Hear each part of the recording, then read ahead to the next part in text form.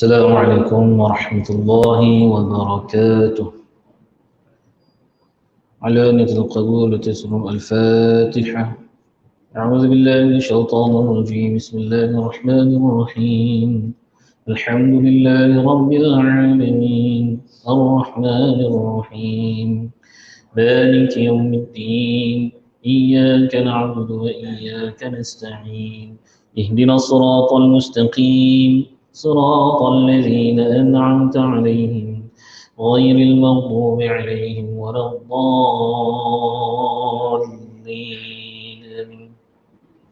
الحمد لله الحمد لله الذي بنعمته تتم الصالحات ورزقنا من الطيبات. أشهد أن لا إله إلا الله وحده لا شريك له وأشهد أن سيدنا محمدا عبده ورسوله. اللهم صل صلاة جلال وسلم سلام جمال على حضرة حبيبك سيدنا محمد واغشه اللهم بنورك كما غشيته سحابة التجليات فنظر إلى وجهك الكريم وبحقيقة الحقائق كلم مولاه العظيم الذي عاذه من كل سوء. اللهم فرج كربنا اللهم فرج كربنا اللهم فرج كربنا كما وعدت أمن يجيب المضطر إذا دعاه ويكشف السوء وعلى آله وصحبه أجمعين. اللهم افتح علينا فتوح العارفين. اللهم زدنا علما نافعا وارزقنا فهما واسعا. اللهم زدنا ولا تنقصنا اللهم زدنا ولا تنقصنا اللهم زدنا ولا تنقصنا. اللهم أرنا الحق حقا وارزقنا اتباعه وأرنا الباطل باطلا وارزقنا اجتنابه. آمين. Alhamdulillah, rahmati dikasihi barisan kepimpinan Masjid Bandar Universiti, tuan pengusi, juga berusaha barisan petugas, para pegawai, tuan-tuan imam, tuan-tuan bilal, tuan-tuan siap, yang dimuliakan para alim ulama, para asatidzah, muslimin, muslimat yang dirahmati Allah sekalian. Pertamanya dan selamanya kita memanjatkan syukur kehadrat Allah Jalla wa'ala kerana dengan izin Allah Subhanahu wa ta'ala maka Allah telah memilih kita untuk sama-sama kita mengerjakan salat fardu maghrib secara berjamaah. Puji dan syukur kerana Allah Subhanahu wa ta'ala juga yang tidak terhingga kerana Allah Subhanahu wa ta'ala telah memilih dari sekalian mengerjakan salat fardu maghrib secara berjamaah untuk terus kekal berada dalam rumah Allah ini untuk sama-sama kita mengikuti sesi perkongsian ilmu kita. InsyaAllah pada malam ini kita meneruskan sesi kitab Syama'il Muhammadiyah yang mudah-mudahan jika kita ikhlas, mudah-mudahan dicatatkan pahala amalan kita ini yang sedikit ini untuk memudahkan kita masuk ke syurga insyaAllah. Amin. Wabisanadi mutasil mu'alafi rahimahullah ta'ala wa nafa'na fi darain insyaAllah. Kita berada pada bab ma'ja fi na'li Rasulullah sallallahu alaihi wasallam. Bab berkenaan dengan capal Nabi sallallahu alaihi wasallam. Baik, tuan-tuan yang mati Allah, muslim-muslim mati Allah, kita telah menyebut beberapa hadis dalam bab ini. Seingat saya lah, kita berhenti di hadis yang keberapa lah? Ada yang catat ni? Hadis ke-9 dalam bab ni. Bab ni bab yang ke-11. Ada siapa yang catat? Ingat tak? Haji Salam tak ingat? Ada ingat? Tak ada. Tak ada ingat. Saya rasa hilang catatan di sini. Saya ingat saya okey betul insya-Allah. Mungkin kita dah sampai hadis ke-80 berkenaan dengan Amr bin Huraisin. Ya. Tak apa kita baca hak ni dulu nah. Baik. وبه قال حدثنا أحمد بن منيع قال حدثنا أحمد قال حدث سفيان عن السدي قال حدثني من سمع عمرو بن حريث يقول رأيت رسول الله صلى الله عليه وسلم يصلي في نعلين مخصوفتين. Dia kata hadis ni hadis sahih. Dia kata apa? Amr bin Huraiz kata apa? Aku nampak Rasulullah sallallahu alaihi wasallam bersolat pada dua capalnya, dua kasut dia tu makhsufatain, dua kasut yang mana dijahit dengan kulit. Sama ada dijahit dengan kulit itu kata ulama tapak dia dijahit dengan kulit ataupun dia punya pemegang tu pun dijahit dengan kulit. Dalam hadis ini kalau kita melihat dari sudut fiqahnya, boleh atau tidak kita bersolat menggunakan kasut. Nah, boleh atau tidak? Nah, boleh kalau kasut tu bersih, suci daripada najis. Nah, boleh, tak ada masalah. Sebab itu ada pembahasan berkenaan dengan menggunakan kasut ketika mana kita nak solat jenazah di kawasan perkebumian umat Islam. Umpamanya di tanah haram dan juga di tanah kita ni. Apa bezanya? Di tanah haram ni tuan-tuan rahmati Allah, kubur tu diguna semula. Ditanam, diguna semula. Maka kata sebahagian ulama dalam mazhab kita kata apa? Kubur haji macam ini, maka kita kena tanggal kasut. Kena tanggal kasut. Tak boleh semayang atas guna kasut. Nah, akan tetapi kalau kita semayang di tanah air kita, kuburnya memang sekali hatu je guna. Nah, jalan parit umpamanya, nah, hatu je guna nah. Bukan dikeluarkan balik mayat itu, tidak. Jadi tidak bercampur dengan najis, maka boleh solat guna kasut. Baik, betul nah. Hadis seterusnya nah. وبه قال حدثنا إسحاق بن موسى الأنصاري قال حدثنا معن قال حدثنا مالك عن أبي زناد عن الأعرج عن أبي هريرة أن رسول صلى الله عليه وسلم قال لا يمشين أحدكم في نعل واحدة لينعلهما جميعا أو ليحفهما جميعا. Hadis sahih juga. Kata apa? Nabi kata daripada Abu Hurairah. Ya. Abu Hurairah kita sebut dia ni si bapa kucing. Betul? Kalau Abu Bakar, kita sebut dah juga tu. Ingat tak lagi? Berapa bulan yang lepas? Kita sebut dah kan? Abu Bakar ni nama dia bukan Abu Bakar, betul tak? Apa nama Ustaz? Nama bukan? Abdullah bin Quhafah. Abdullah bin Quhafah. Tapi dalam kitab-kitab hadis, dalam sirah tak sebut pun nama Abdullah bin Quhafah nak. Dia tak sebut nama Abdullah bin Quhafah. Famahnya apa? Abu Bakar. Yang mana kata ulama dinisbahkan ke Abu Bakar tu kerana beberapa sebab. Pertama yang masyhur disebabkan kerana bapa kepada si anak dara iaitu Sayyidatina Aisyah radhiyallahu anha. Nah, yang kedua Abu Bakar juga dinisbahkan kepada Abdullah bin Quhafah kerana dia ni suka anak-anak unta. Nah, sebab itu namanya Abu Bakar. Nah, tapi Abu Hurairah dinisbahkan kepada dia, Nabi bagi gelaran Abu Hurairah sebab dia suka anak kucing. Ala kulli hal. Hadis ni kata apa? Ni satu larangan.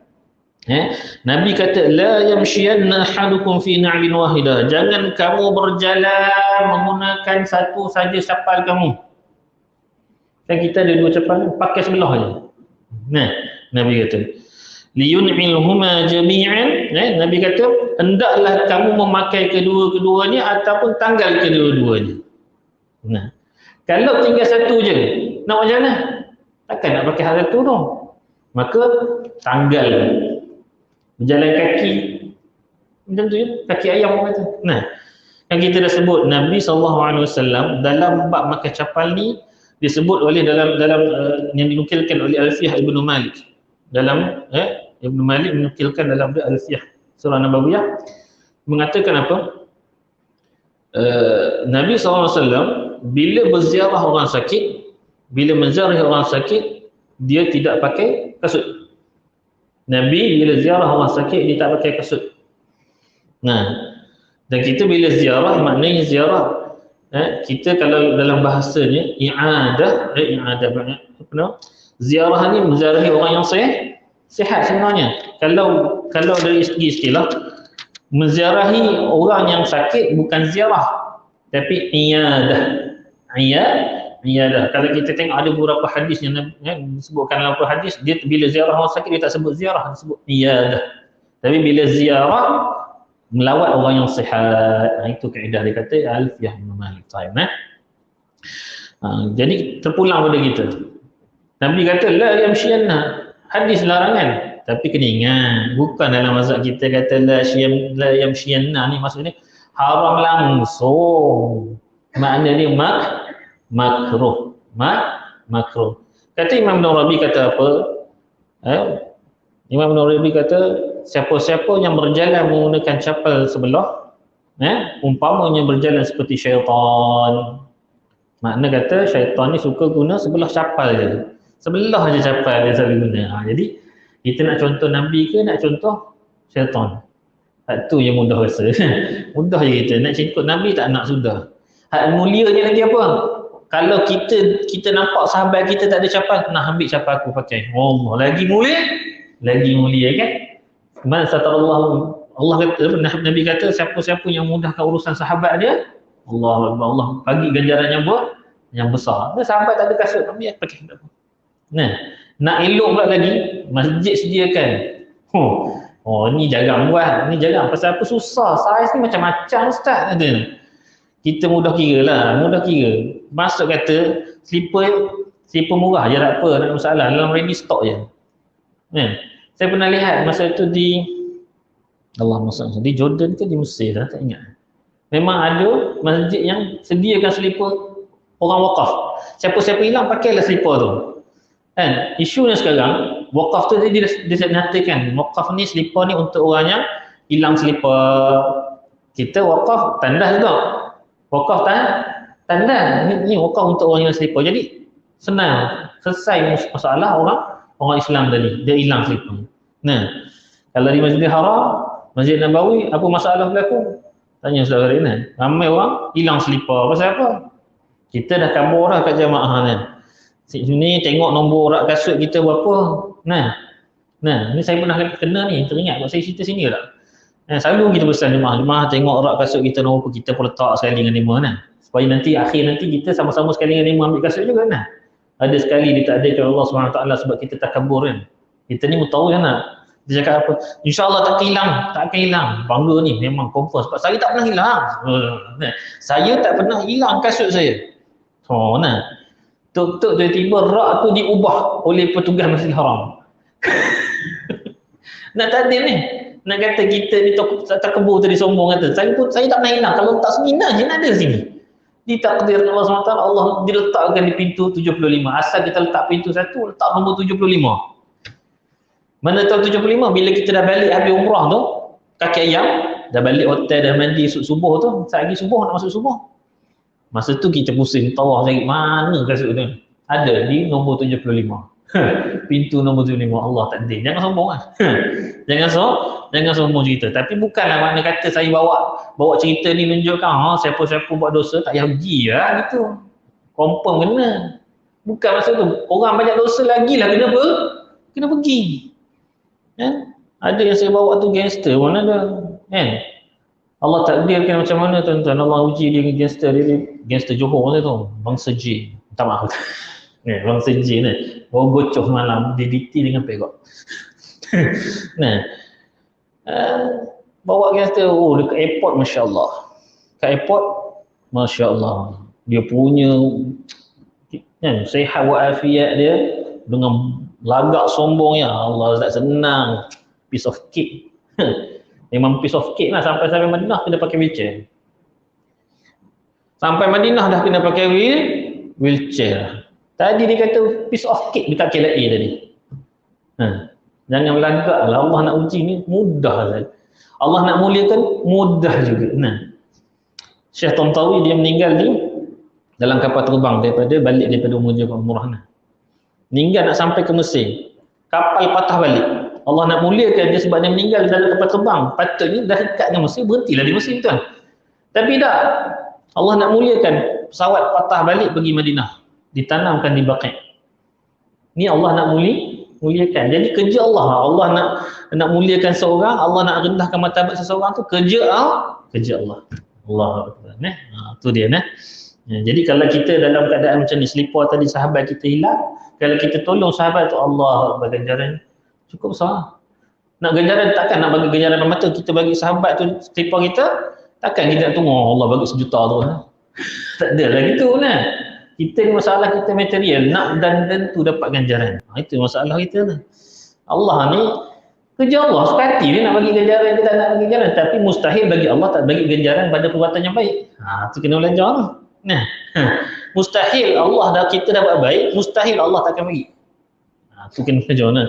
Baik Jadi kalau dalam mazhab kita dalam keadaan tertentu, katalah dah tak ada selipar, kaki kita sebelah luka, nah, kena pakai selipar juga sebelah tu. Betul? Darurat kan? Pakai lah, tak ada masalah. Kaki sebelah patah, tak boleh sarung selipar, capai.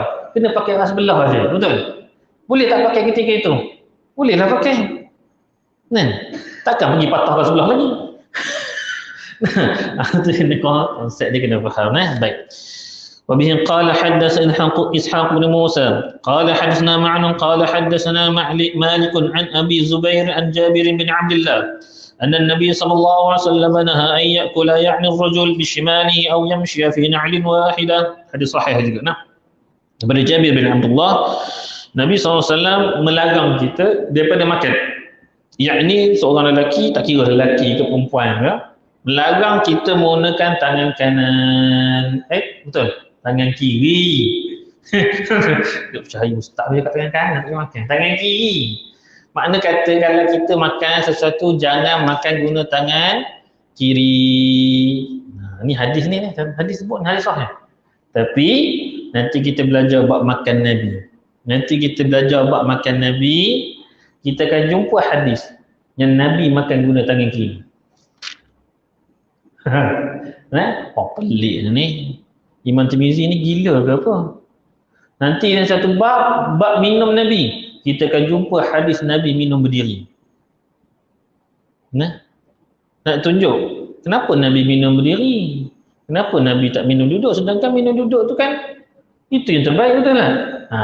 Nanti kita tengoklah, nak cerita kalau dalam bab makan tangan kanan, bab guna minum berdiri, kenapa baik, kenapa perlu duduk, Nabi cerita sebab ada faedah sebalik dia. Ada faedah. Kenapa perlu semua kanan? Sebab kanan inilah ahli syurga. Digambarkan dalam peristiwa Isra wal Mi'raj. Di langit pertama Nabi SAW berjumpa dengan siapa? Abul Bashar. Abul Bashar. Siapa Abul Bashar? Bukan Muammar Gaddafi ke, bukan Saddam Hussein. Mana? Abul Bashar dia siapa? Abu Bashar, tak nak dengar pun nama dia Abu Bashar. Nabi Adam AS. Nama gelaran dia Abul Bashar. Nama gelaran Nabi Adam AS Abul Bashar. Nama gelaran Nabi Ibrahim AS Abul Anbiya. Abul Anbiya, bapa segala Nabi. Sebab apa? Daripada salah silah keturunan Nabi Ibrahim AS, berapa banyak Nabi yang lahir bawah dia. Sebenarnya Abul Anbiya Nabi Ibrahim. Manakala Abul Bashar Nabi Adam AS. Rasulullah bersama malaikat Jibril ketika itu masuk ke langit pertama. Dah ketuk pintu tadi, ketuk pintu yang mana malaikat Babul Hafazah yang menjaga pintu pertama, disebutkan dalam Kifayatul Hutash, karangan Syekh Daud Fatani, menyebutkan nama malaikat itu nama Ismail. Malaikat menjaga langit itu, langit pintu pertama. Dah masuk langit pintu pertama, apa yang Nabi Muhammad SAW nampak? Nabi Adam fi suratih, makna disebutkan dia nampak Nabi Adam dalam keadaan sebenarnya. Nabi Adam disebutkan dalam hadis sahih mengatakan ketinggian Nabi Adam AS 60 hasta. 60 hasta equal to about 30 meters, 30 meter lebih kurang dalam zaman sekarang. Tinggi kan? Tinggi. Tuan-tuan kalau pergi ke Jeddah, jangan pelik lah, ada satu kawasan di Jeddah. Apa nama Allah? Lupa nama kawasan ni. Pergi di Jeddah, ada satu basikal replika, basikal besar, yang tayar basikal tu besar hall kita ni. Jadi orang masyarakat kat situ kata apa? Saya tanya masyarakat situ kata apa? Ini basikal Adam. Pasal Nabi Adam kan besar orangnya. Dia kata ni basikal ni basikal Nabi Adam. Orang Arab kat situ kata Allah, dia buat lawak dia pula. Padahal tu saja je kan. Sebab apa? Jeddah ni kenapa nama dia Jeddah? Dalam bahasa Arab kita ada jaddi, kita ada jaddati. Jaddi atuk lelaki. Jaddati nenek opah lah. Maka di Jeddah itu dikatakan di makamnya Maqbarah Hawa. Makna kat situ Siti Hawa ni ibu-ibu kita ni dimakamkan di sana. Tuan-tuan kalau pergi di sana dekat dengan Corniche, kalau tidak salah nama tempat ada Corniche, ada satu kawasan nama dia Maqbarah Hawa. Boleh masuk dalam. Saya masuk tapi takkan nampak lah kat mana dia punya, dia luas. Kawasan dulu di situ, kawasan tu ada batu nisan masa saya pergi. Tapi sekarang wallahualam saya tak pasti. Tapi sebab kan kalau tak silap saya akhir yang saya pergi tu masa tu pun Syiah dah buat perkara khurafat syirik di situ, maka makam Hawa tu dicabutlah nisan tu supaya tak tahu kat mana makam Siti Hawa dalam tu. Tapi kat situ makam Hawa dia tulis, ya, makam Hawa. Di Jeddah. Nabi Ibrahim, Nabi Adam alaihissalam diturunkan daripada syurga dengan Siti Hawa, berpisah mereka, satu turun di Jeddah, satu turun di Sri Lanka. Nabi Adam turun di Sri Lanka, Siti Hawa turun di Jeddah. Bertemu mereka di Jabal Rahmah. Tu orang kita kata bertemu di Jabal Rahmah, apa nak dibuat? Mutawif pun duk sokoklah cerita ni. Tuan-tuan mati Allah, kepada siapa-siapa yang mungkin tak jumpa jodoh, sini tempat bagus untuk kita berdoa untuk jodoh. Yang dah bertemu jodoh, tambah lagi jodoh. Di Jabal Rahmah nah. Itu okey lagi. Yang buat syirik khurafat apa pula? Bawa pen marker. Buat apa? Tulis itu. Farid Love. Contoh nah. Contoh tengok. Betul tu, tepi naik Jabal Rahmah tu, kalau dekat tak kat batu bawah tu, dekat puncak dia. Ke puncak tu tengok dia tulis. Liquid paper pun bawa. Liquid paper. Jangan duk buat gitu nah. Ada pula yang percaya tu ambil batu di Jabal Rahmah, bawa balik. Pasal apa? Kita tanya pasal apa bawa balik Jabal Rahmah tu? Pasal batu tu kalau orang yang tak boleh berjalan, kalau orang tak boleh jalan, sapu di tapak kaki dia, InsyaAllah boleh jalan. Memang takdir Allah boleh berjalan. Jadi dia percayalah. Jadi lepas tu dia pesan kat sahabat-sahabat dia. Jadi bila kawan tu pergi umrah pergi saja, ambil batu situ. Sedangkan tak boleh ambil barang-barang di tanah haram tu. Batu ke pokok nak bawa balik. Kenangan Ustaz, kenangan tak kenangan. Apa boleh tahu. Ni kenangan betul tanah haram. Tak sangat kenangan. Bagi buku 5 kat tanah haram. Ada ramai buat itu. Tolonglah kalau ada siapa daripada kalangan kita jumpa mutawif yang klaim kata situ tempatnya bertemu Adam dan Hawa, bercinta pula, doa makbul cinta situ, tu memang bid'ah dolalah. Jangan duk buat Sebab apa? Jabal Rahmah tu kenapa di situ? Kenapa tempat tu kawasan Arafah? Jabal Rahmah berada di Arafah. Kenapa? Sebab Arafah itulah tempat bagaimana Nabi Ibrahim AS minta malaikat Jibril. Dia mula-mula minta pada Allah SWT utuskan malaikat Jibril untuk ajar apa? Manasik haji. Macam mana cara nak buat haji? Nabi Ibrahim tak tahu. Bila tak tahu nak buat apa? Maka malaikat Jibril lah yang ajar di Arafah. Sebab itu nama dia Arafah. Dan mengajar di mana? Di Jabal Rahmah. Itulah tempatnya. Sebab ada kasih sayang antara Jibril dan juga Nabi Ibrahim AS. Sebab itu ada sebahagian dalam, sebab kalau kita cerita Islam Merah ada sebahagian kitab menuliskan apa, burak. Nabi Ibrahim pun naik burak juga. Sebahagian kitab mengatakan Nabi Ibrahim naik burak, bukan Nabi SAW saja naik burak. Burak kenapa? Sebab Nabi Ibrahim kan bukannya duduk di Mekah. Nabi Ibrahim duduk di Palestin. Jadi dia nak melawat Siti Hajar dengan Ismail naik apa? Bukan nak ada Malaysia Mas Asia. Mana ada zaman tu. Jadi naik burak. Dan ada sebahagian ulama menyatakan burak ni bukan satu. Burak ni banyak. Burak ni banyak kata ulama. Jadi burak yang dipilih daripada yang dipilih Nabi Muhammad SAW, yang terpilih untuk ditunggang oleh Nabi Muhammad SAW, satu burak yang mana diriwayatkan kata apa? Burak yang paling senyap sekali. Masa tu dia beritahu, Allah dah beritahu pada malaikat, pilih burak yang nak bawa Nabi Muhammad ni.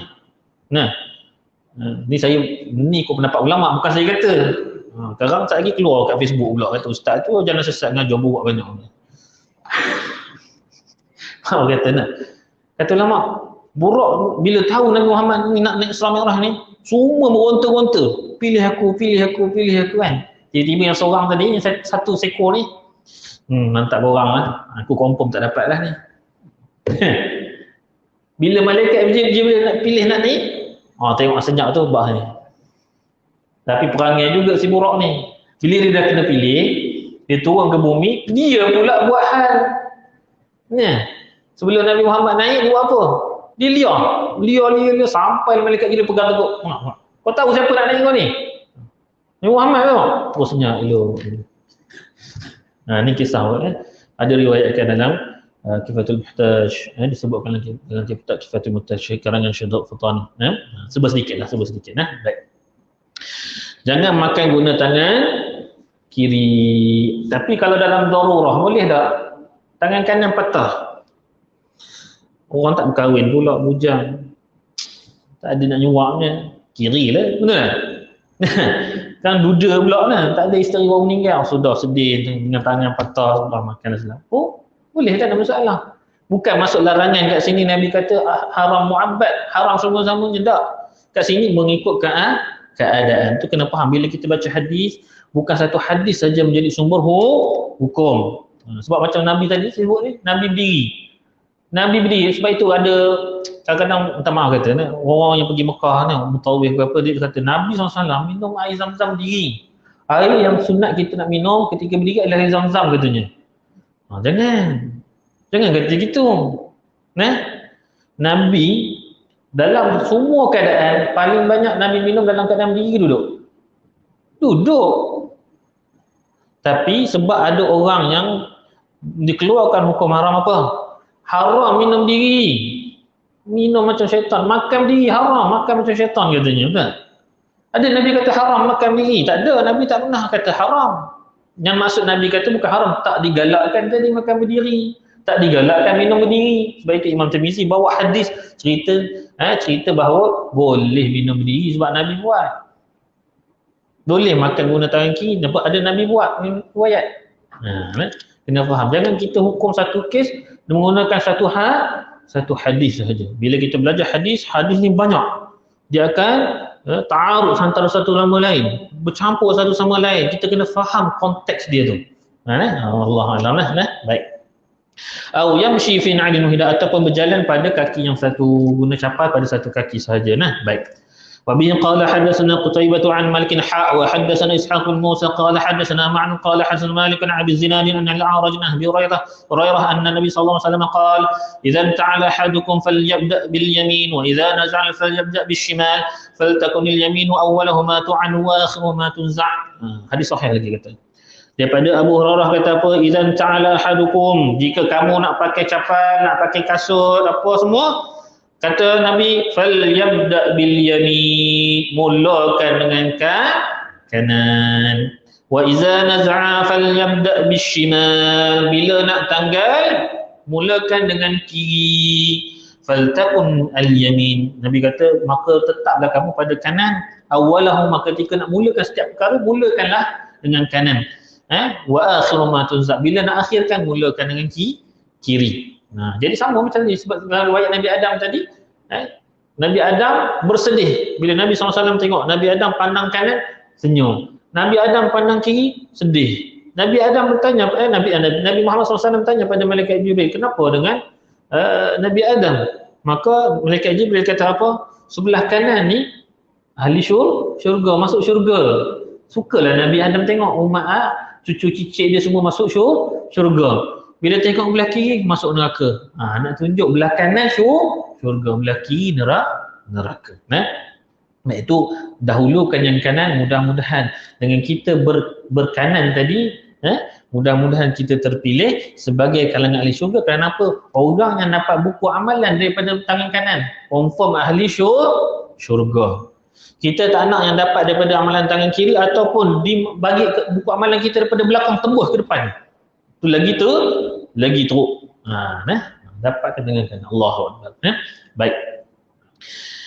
Kemudian bila nak tanggal kasut, kita pakai kasut selipar apa semua, tanggallah tangan kiri. Masuk masjid kaki apa?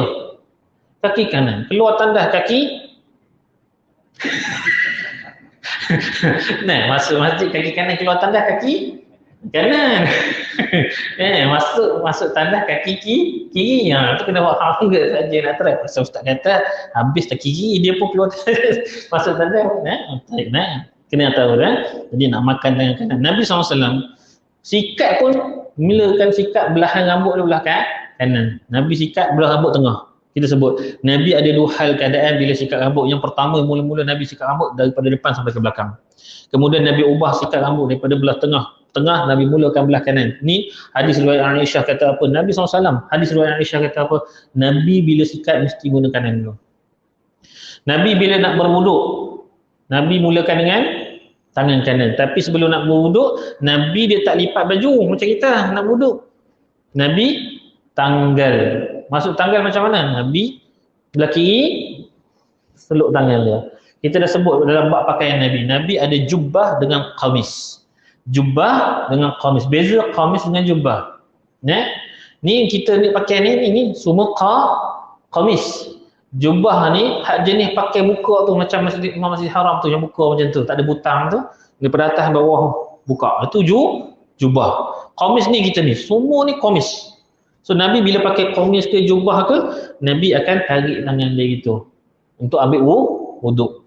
Kita lipat. Bila dah lipat pergi semayang tadi, lipat tak buka. Hukum apa lah mazhab kita kata? Makruh. Mazhab Syafi'i kata kalau kita semayang lipat lengan, sensing lengan makruh. Nabi ajar dah. Kenapa Nabi tak lipat? Sebab nanti makruhnya tu. Buka gitu. Selesai pakai. Allahu Akbar. Itu indahnya sunnah Nabi. Baik, hadis seterusnya. Wa bihi qala haddatsana Abu Musa Muhammad al-Musanna haddatsana Muhammad bin Ja'far qala haddatsana Syu'bah qala haddatsana Ash'ath wa ibn Abi Sya'tha an abihi an Masruq an Aisyah qalat. Dalam perawi ni ada satu nama dia Masruq. Dalam perawi hadis ni ada satu nama Masruq. Masruq ni bukan nama benar dia. Ni nama gelaran. Kenapa Masruq nama gelaran? Sebab masa kecil dia kena culik. Masa kecil perawi hadis ni kena culik. Jadi buat apa? Nabi namakan dia Masruq. Orang yang kena culik. Orang yang kena culik namanya Masruq. Dia kata. Nabi namakan dia. Nak kenal dia. Mana kan Arab ni namanya banyak yang sama. Muhammad bin Muhammad bin Muhammad. Mana? Ada nama orang Muhammad bin Muhammad bin Muhammad bin Ali bin Muhammad bin Muhammad bin Ibrahim bin Ali balik pula jumpa balik. Betul nama orang Arab suka macam itu, namanya sama. Bila panggil Muhammad semua Muhammad tengok. Sebab itu nama saya lain Nurul. Bila orang Nurul, saya seorang hanya Nurul lelaki. Special nama saya. Saja lawak. Hadis daripada Aisyah kata apa? Ummul Mukminin Aisyah kata apa? Kana Rasulullah SAW yuhibbu tayammun. Dia kata, sesungguhnya Nabi SAW yuhibbu tayammun. Dia kata apa?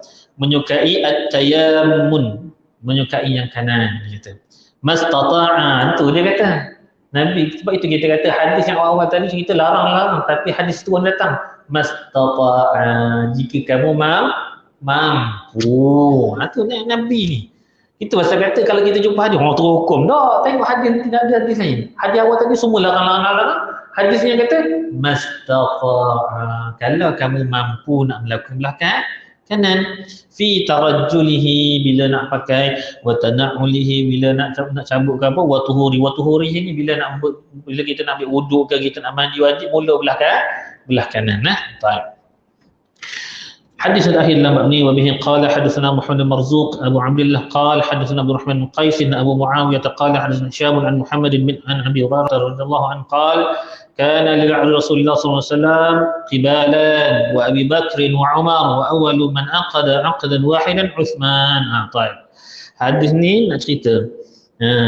Sesungguhnya capal Nabi SAW ada qibalan. Kita dah cerita Nabi ada dua tali kaki dia tu, satu sini satu sini. Pakai macam itu tali dia. Begitu juga dengan Abu Bakar, begitu juga dengan Umar. Akan tetapi dalam hadis kata wa awwalu man aqada aqdan wahidan. Akan tetapi orang yang pertama sekali yang membuat tali satu apa dia? Uthman. Jadi Uthman ni pembuat bid'ah lah. Siapa? Nabi dua, Abu Bakar dua, Umar dua, tiba-tiba dia satu. Tak, ini bukan bid'ah. Ni kenapa ijtihad? Sayyidina Uthman buat gitu, ni ijtihad. Kalaulah kata rentetan daripada sebab hadis sunnatul khulafa'il mahdiyyin. Ni sunnah ni kan kita sebut dalam hadis sebut. Jadi kalau Nabi pakai dua, Abu Bakar pakai dua, Umar pakai dua, kalau aku pakai dua, maka nescaya orang masyarakat kata ini adalah satu kewajipan. Ada satu kewajipan. Maka Sayyidina Uthman kata, aku buat satu supaya nak keluar daripada masalah ni, supaya orang tak kata wajib pakai dua. Ni Sayyidina Uthman ijtihad dia. Ijtihad dia kata pakai satu. Lantas hari ni kita jumpa dengan selipar Jepun. Yang Jepun, siapa yang bagi nama Jepun? Bid'ah ke tu? Pasal Sayyidina Osman yang cadangkan satu tadi. Dapat nama ke Jepun. Lawak je lah, lawak je. Jangan marah lah. Sekarang keluar Facebook, ustaz tu kata Jepun je. Sayyidina Osman. Apa lagi perkara yang Sayyidina Osman buat?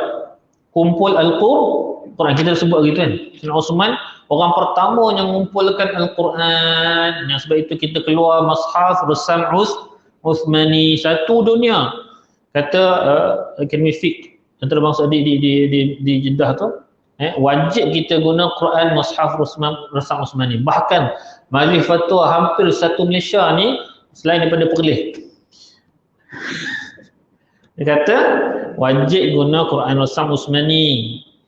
Dan hampir semua juga majlis fatwa negeri-negeri Malaysia ini mengatakan larangan untuk menggunakan Quran yang ditulis dengan tulisan Rumi. Faham? Saya beritahu awal, saya pernah tegur seorang penjual Quran dalam Facebook, I love Sri Iskandar, we love Sri Iskandar. Saya beritahu dia. Saya beritahu, saya DM private message. Tuan, puan, saya beritahu tuan, kita ada fatwa yang mengatakan haram menjual Quran sebegitu. Saya nak tanya sini, siapa di kalangan kita yang memang 100% faham transliterasi? Bukan translation, transliterasi ataupun transliteration. Kalau Jazman mungkin dia faham. Kan? Ada lagi faham? Ustaz Farid mungkin faham transliterasi, dia master. Faham transliterasi? Tak ramai yang faham transliterasi. Tapi bila mana dia tulis menggunakan transliterasi, kan tiba-tiba ada tanda atas. Ini nak baca apa? Cuba tuan-tuan tengok tu. Ihdinas siratal mustaqim. Dia letak kaf ke letak Q.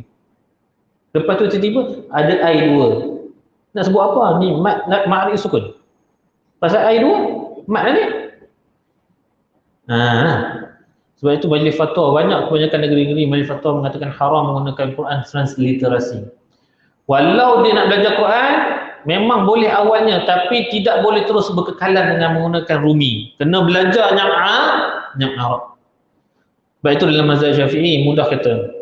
Siapa-siapa, sebab itu ulama sebutkan dalam kitab fiqh haji sekalipun. Kalau orang tu dia tak pandai sebut takbiratul ihram, diguna bahasa Melayu, tak boleh. Dia guna ganti dengan selawat yang sama, hampir kalimah ada berapa huruf sama dengan Allahu Akbar tadi, dibolehkan. Tapi wajib dia belajar bahasa Arab untuk menyebutkan Allahu Akbar tadi. Wajib. Dalam fiqh haji sebut.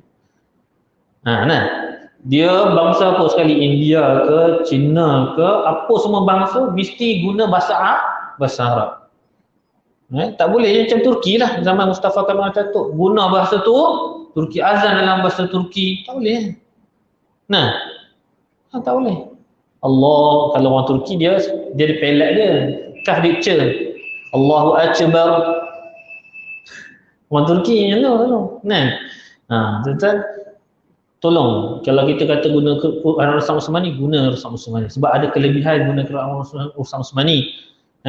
Kita tahu sumber hukum kenapa kalau kita ulama-ulama kemudian datang ulama dhabt, mulakan daripada Abu Amr Ad-Dani, tulis titik baris apa seterusnya, ada kepentingannya. Tanda sukun tu sebab apa dia buat begitu, kenapa ada sebahagian hukum tak ada tanda sukun pada nun mati, walaupun nun mati tapi tak ada sukun. Nun mati ada tanda sukun, kenapa? Sebab ada hukum kat situ, kalau nun tanda sukun, nun mati ada tanda sukun atasnya, maka semua huruf yang jumpa selepas dia izhar. Tak payah baca dengung. Tapi nun mati tak ada tanda sukun atasnya, maka confirm dia kena dengung. Lepas tu baru kita teliti hukum idgham ke hukum ikhfa ke. Ini kelebihan menggunakan Rusam Uthmani. Saya tegur, tapi dia kata apa? Ini fatwa daripada Indonesia tu. Hang ni duduk Indonesia ke Malaysia? Terus satu, ada cop KDN? Tak ada. Tak payah cerita. Al-Quran wajib di Malaysia mesti ada cop KDN. Wajib ada cop KDN, itu baru Quran yang diluluskan. Masalah Quran per apa kata, tak ada masalah lah. Bukan kita nak baca terjemahan tu, kita nak baca Quran tapi nak tengok maksud, tak ada masalah. Tapi transliterasi, orang akan tengok nak baca ikut transliterasi tu, tak ikut bahasa Arabnya. Itu kena tahu. Wallahu a'lam. Kita habis pada bab ini, insya-Allah pada perjumpaan akan datang, bila diizinkan Allah SWT, kita akan masuk bab yang baru, bab fi zikri khatamin Rasulullah SAW, bab menyebutkan tentang cincin Nabi. Semua ada cincin? Kalau ada cincin, kalau sampai bab tu nanti, kalau siapa ada cincin, pakai. Kita tunjuk macam mana sunnah pakai cincin Nabi. Sunnah yang sebenarnya pakai cincin Nabi. InsyaAllah. Itu kaedah lah kan. Nanti kalau ada masa, insyaAllah kalau ada rezeki, bila sampai bab minyak wangi, saya akan ijazahkan sanad musalsal bita'til. Musalsal bagaimana cara nak pakai minyak wangi. Bab makan Nabi ada satu hadis musalsal makan labu. Takkan nak bawa labu dalam ni pula kot. Saya kenyang seorang. Ya? Capal tak ada tali macam terompah. Sunnah tak sunnah? Bid'ah. Capal tak ada tali, tak ada masalah. Apa isu dia kat situ? Apa isu dia? Isu ni macam mana Ustaz? Dia tak ada tali. Hukum ni harus, tak ada masalah. Al-aslu baqa' ma'al maqam. Ataupun al-asya' al-aslu fil asya' al-ibahah. Harus, tak ada masalah. Harus, tak ada masalah nak pakai terompah, tak ada tali, tak ada masalah. Jadi kan kita pakai ramai sandal sekarang tak ada tali. Jangan kata ni konspirasi Yahudi. Payah. Semua Yahudi payah berat lah. Harus hukum dia, tak ada masalah. Supaya kita pakai topi, Nabi dia pakai topi sudu depan kita, tak ada. Nabi mana dia pakai topi sudu? Tak ada. Tapi bertulah Nabi ada pakai. Bertulah ni topi macam cowboy. Nabi ada, sebab kita ada hadis musalsal bir bertulah. Saya dapat daripada almarhum Syekh Husni Ginti rahimahullah taala, daripada Syekh Isa Yasin Al-Fadani. Topi bertulah Nabi pernah pakai, dihadiahkan. Tu kalau ada rezeki kita adalah buatlah majlis hadis musalsal. Wallahu a'lam. Tu hari lain. Wallahu a'lam. Aku qouli hadza wa astaghfirullahalazim. Wassalamualaikum warahmatullahi taala wabarakatuh. Kita tambah majlis kita dengan kafaratul majlis dosa teras. Subhanallah Nauzubillah minasyaitonirrajim. Bismillahirrahmanirrahim. Alhamdulillahirabbil alamin wassalatu wassalamu ala asyrofil mursalin wa ala alihi washabihi ajmain. Ya Allah, ya Tuhan kami, ampunilah dosa-dosa kami yang banyak kepadamu ya Allah. Ampunilah dosa ibu bapa kami ya Allah. Ampunilah dosa ahli keluarga kami ya Allah. Ampunilah dosa jiran-jiran kami ya Allah. Ampunilah dosa seluruh kaum muslimin dan muslimat sama ada masih dalam meninggal dunia ya Allah. Ya Allah, ya Razzaq, ya Fattahu, ya Alim. Permudahkanlah segala kesulitan kami ya Allah. Berilah kami kelapangan dan kemudahan ya Allah. Rezeki kami rezeki berlipat kali ganda, rezeki halal lagi baik Allah. Berkatilah rezeki yang kau beri pada kami ya Allah. Ya Allah, Rahman Rahim, dengan keberkatan majlis pada malam ini ya Allah. Berkatilah ilmu yang kami pelajari supaya dapat kami amalkan dan sampaikan kepada orang lain ya Allah. Ya Allah, ya Rahman Rahim, dengan keberkatan majlis pada malam ini ya Allah. Kau angkatlah wabak COVID-19 daripada muka bumi ini ya Allah. Bantulah kami ya Allah. Rabbana atina fid dunya hasanah wa fil akhirati hasanah wa qina adzabannar. Wa sallallahu ala nabiyyina Muhammad sallallahu alaihi wasallam. Walhamdulillahirabbil alamin.